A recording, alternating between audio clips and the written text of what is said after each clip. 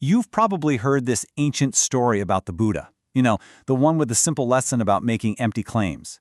But what if I told you that for over 2,500 years, we might have been missing the real point? What if the key to a much deeper, more visual story was hiding in plain sight, inside a single word? It all kicks off with this question, posed to the Buddha by a wanderer who was absolutely convinced he'd found the best thing in the universe. And the Buddha's response, well, it's not just some clever comeback. It's a total masterclass in how we perceive the world. All right, so let's get into it.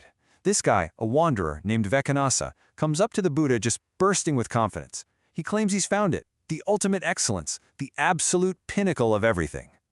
He is 100% sold on this idea, but then the Buddha asks him a really simple question.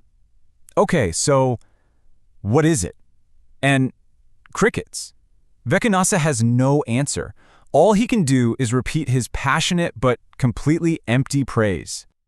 Now, this is where it gets really brilliant. Instead of just calling him out, the Buddha uses an analogy to make the point unforgettable. He literally paints a picture with his words. He says it's like a man running around telling everyone, I'm in love with the most beautiful woman in the whole country. But then, when you ask him for any detail, like what's her name, is she tall, where's she from, he's got nothing, a complete blank. You see how his passionate claim is built on absolutely nothing?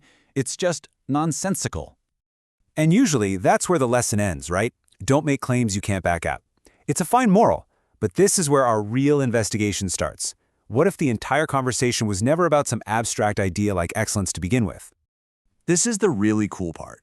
To get to what's actually going on here, we have to go back to the original text, written in the Pali language.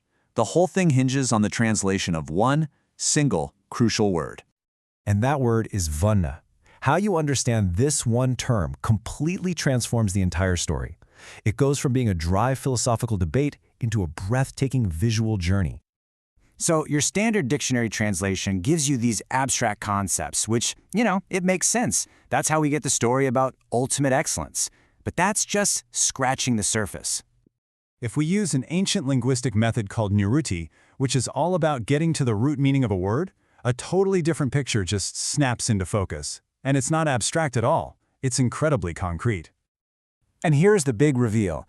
Varna, at its core, means color, surface, appearance, the outer layer of something. Suddenly you realize this was never a debate about an idea. It was a direct, physical conversation about being captivated by how things look.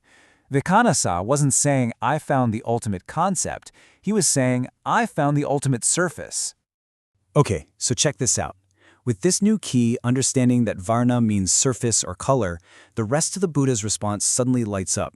It stops being an argument and becomes a slideshow.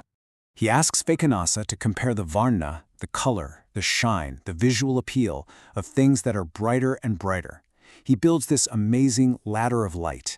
He starts with the cool glint of a polished gem, moves to the soft glow of a firefly, then the warm light of a lamp, a roaring bonfire, the brilliant morning star, and finally, the overwhelming light of the sun itself. He visually proves that no matter what beautiful surface you fixate on, there's always something brighter. So what's the big deal? Why is it so important to see past all these captivating surfaces? The Buddha brings the whole lesson home with one final, powerful image that explains everything. He says to picture ourselves as a helpless baby. And we're tied down. But we're not bound by heavy chains or thick ropes. We're bound by simple, flimsy threads. And these threads are attachments to the world's pretty surfaces. This is such a brilliant way to put it. The real force holding us back is a kind of ignorance called avijja. It's our deep fascination with vana, the pleasing colors, the slick appearances, the polished surfaces of everything that keeps us tied down. So, how do we get free? Now, this is the most radical part.